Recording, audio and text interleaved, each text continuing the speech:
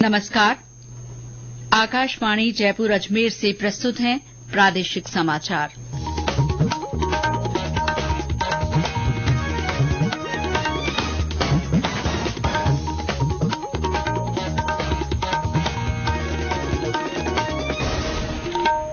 मुख्य समाचार। अयोध्या में रामलला प्राण प्रतिष्ठा समारोह के लिए तैयारियां अंतिम चरण में। कार्यक्रम में राज्य के 445 विशिष्ट जन आमंत्रित। मुख्यमंत्री भजनलाल शर्मा ने अधिवक्ताओं से सेवा भाव के साथ पीड़ितों को समय पर न्याय दिलाने का आह्वान किया। केंद्र सरकार ने प्रधानमंत्री ग्राम सड़क योजना के तहत 35 सड़कों के लिए 251 करोड़ रुपए से अधिक की मंजूरी दी। और प्रदेश के कई जिलों में शीतलहर और कोहरे का प्रकोप जारी।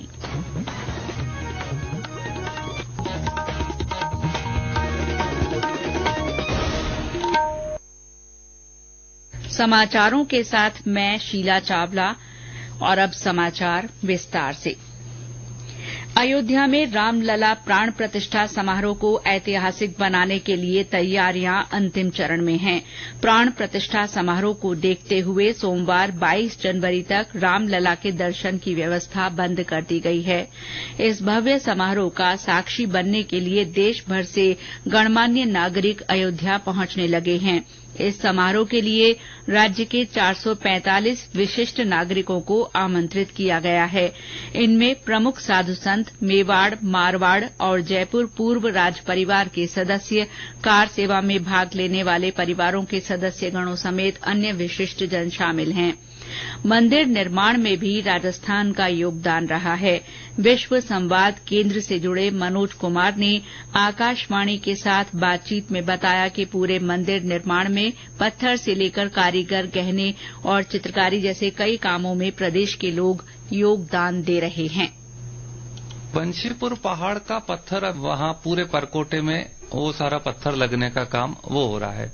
जालोर जिले के अच्छे वहाँ आर्टिस्ट हैं जो शिखर में और वहाँ के दान पात्रों में गढ़ाई का काम कर रहे हैं। नीम का थाना के धर्मेंद्र कुमावत हैं, वो राम मंदिर के एक तरह से स्केचिंग और मॉडलिंग के काम में लगभग 3 साल से लगे हुए हैं। ऐसे अनेक प्रकार के यानी पत्थर, गहने, चित्रकारी, ऐसे विभिन्न कलाओं में राजस्थान के लोग लगे हुए हैं। श्री मनोज कुमार से हुई बातचीत को आज रात 8:15 बजे आकाशवाणी जयपुर के एफएम चैनल 101.2 पर सुना जा सकता है।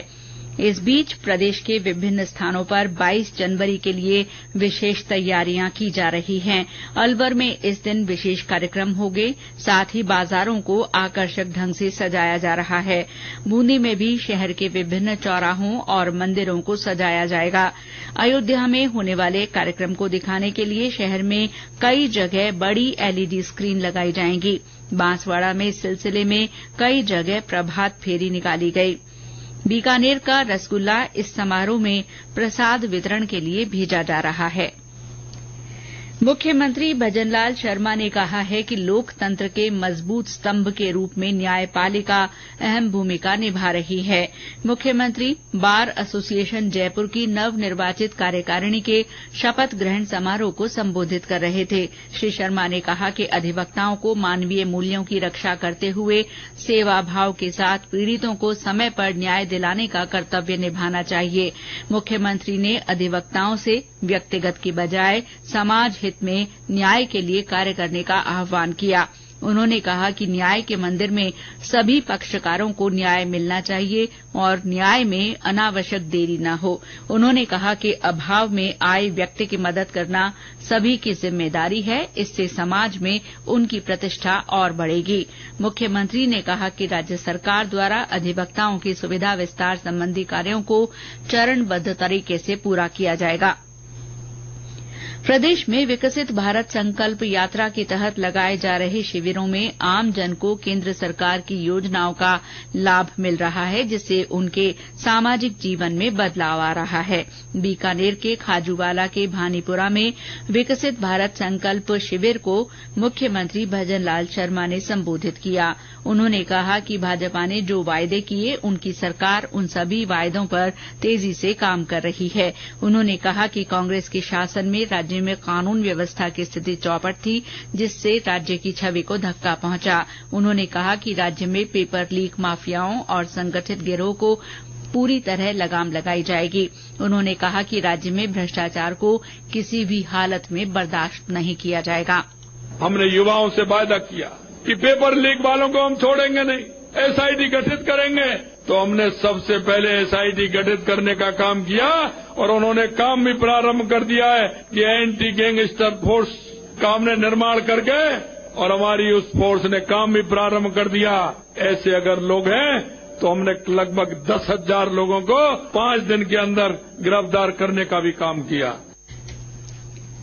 मुख्यमंत्री ने कहा कि विकसित भारत संकल्प यात्रा के शिविर पात्र लोगों तक योजनाओं का लाभ पहुंचाने के लिए लगाए जा रहे हैं। उन्होंने वहां मौजूद लोगों को विकसित भारत की शपथ भी दिलवाई। नगरीय विकास मंत्री झाबर सिंह खर्रा ने आज झुंझुनू जिले के बिसाऊ और बगड़ में संकल्प शिविरों का जायजा लिया। भरतपुर की पंचायत समिति रूपवास के ग्राम इब्राहिमपुर में लगाए गए शिविर का संभागीय आयुक्त सांवरमल वर्मा ने निरीक्षण कर विभागों द्वारा किए जा रहे कार्यों की जानकारी ली। उन्होंने उज्ज्वला योजना के लाभार्थियों और विभिन्न गतिविधियों में भाग लेने वाले नागरिकों से संवाद किया। उन्होंने शिविर में ई मित्र द्वारा अधिक राशि लिए जाने की शिकायत मिलने पर उसका लाइसेंस 15 दिन के लिए निलंबित करने के निर्देश दिए। इसी तरह डीग जिले में ग्राम पंचायत बरई, पसोपा, धमारी, कासौद और मवई में शिविर लगाए गए। बांसवाड़ा में संभागीय आयुक्त नीरज के पवन ने संभाग स्तरीय अधिकारियों की बैठक लेकर विकसित भारत संकल्प यात्रा और विभिन्न योजनाओं की प्रगति की समीक्षा की। ये समाचार आकाशवाणी जयपुर अजमेर से प्रसारित किए जा रहे हैं। केंद्रीय ग्रामीण विकास मंत्रालय ने प्रदेश में प्रधानमंत्री ग्राम सड़क योजना के तहत 35 सड़कों की मंजूरी दी है। योजना के तहत राज्य में 251 करोड़ 38 लाख रुपए की लागत से 394 किलोमीटर लंबी 35 सड़कें बनाई जाएंगी। उप मुख्यमंत्री दिया कुमारी ने इस स्वीकृति के लिए प्रधानमंत्री नरेंद्र मोदी तथा केंद्रीय ग्रामीण विकास और पंचायती राज मंत्री गिरिराज सिंह का धन्यवाद किया और कहा कि मुख्यमंत्री भजनलाल शर्मा के नेतृत्व में सरकार के विशेष प्रयासों से ये मंजूरी मिली है। इसके तहत डीडवाना, कुचामन, झुंझुनू और नागौर जिलों में सड़कों का काम होगा।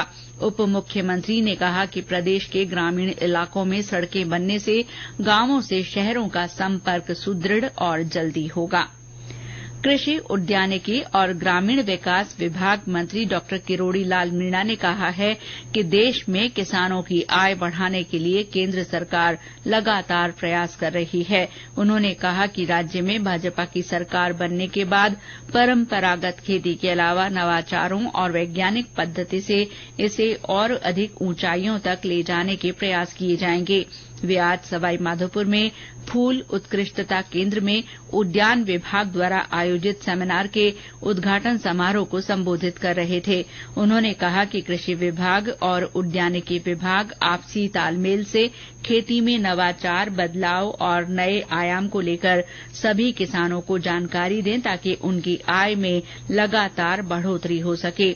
डॉक्टर मीणा ने इस अवसर पर फूलों की खेती कर रहे किसानों के अनुभव सुने। सवाईमाधोपुर जिले के श्यामपुरा निवासी राम खिलाड़ी ने बताया कि फूलों की खेती कर उन्होंने परंपरागत खेती की तुलना में कई गुना मुनाफा कमाया है। उन्होंने अन्य किसानों से भी फूलों सहित अन्य उपज लेने की अपील की।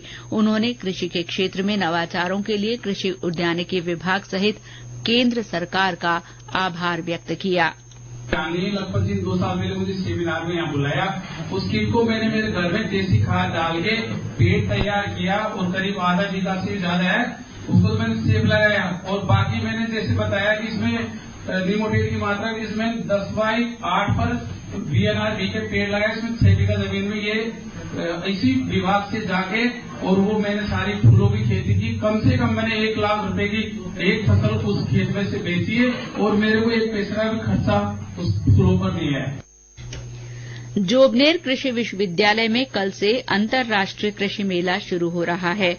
इसका उद्घाटन उप मुख्यमंत्री डॉ प्रेमचंद बैरवा करेंगे। विश्वविद्यालय के कुलपति डॉ बलराज सिंह ने बताया कि 3 दिन के इस किसान मेले में राज्य के विभिन्न जिलों और पड़ोसी राज्यों हरियाणा, पंजाब, गुजरात और उत्तर प्रदेश से 10,000 से ज्यादा किसान भाग लेंगे। इसके साथ ही इस मेले में जोबनेर विश्वविद्यालय के अंतर्गत सभी महाविद्यालय और अन्य विश्वविद्यालयों के विद्यार्थी भी भाग लेंगे। डॉ बलराज सिंह ने बताया कि इस मेले में लगभग 80 से 100 कृषि प्रदर्शनियां लगाई जाएंगी, जिनके माध्यम से किसानों को अनुसंधान, मशीनीकरण, कृषि क्षेत्र में विकास की जानकारी दी जाएगी। और अब मौसम।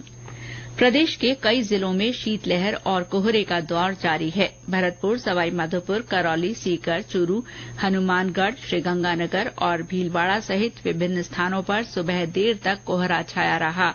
कोहरे के कारण रेल, सड़क और वायु यातायात प्रभावित हुआ है। मौसम विभाग के अनुसार सिरोही में सबसे कम 5.1 डिग्री सेल्सियस तापमान रिकॉर्ड किया गया। इसके अलावा सीकर में 5.2, पिलानी में 5.3 और राजधानी जयपुर में न्यूनतम तापमान 5.8 डिग्री सेल्सियस रहा। पर्यटन स्थल माउंट आबू में पारा -1.5 डिग्री सेल्सियस मापा गया। मौसम विभाग ने कल भरतपुर, अलवर, धौलपुर, झुंझुनूं, सवाईमाधोपुर, करौली, सीकर, बीकानेर, चूरू, हनुमानगढ़ और श्रीगंगानगर में शीतलहर और घने कोहरे का अलर्ट जारी किया है।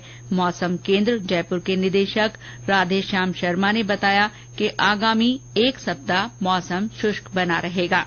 आगामी 2-3 दिन बीकानेर, जयपुर और भरतपुर संभाग के क्षेत्रों में घना कोहरा और कहीं-कहीं अधिकतम तापमान औसत से 5 से 7 डिग्री सेल्सियस तक नीचे दर्ज होने की संभावना है, यानी शीत दिन की परिस्थितियां जारी रहेगी। दक्षिणी राजस्थान के अधिकांश इलाकों में मौसम सामान्य रहेगा, वहीं तापमान भी औसत के आसपास रहेगा। इसके अलावा अगले 1 सप्ताह के दौरान राजस्थान में मौसम पूरी तरह से शुष्क रहेगा। और अंत में मुख्य समाचार एक बार फिर।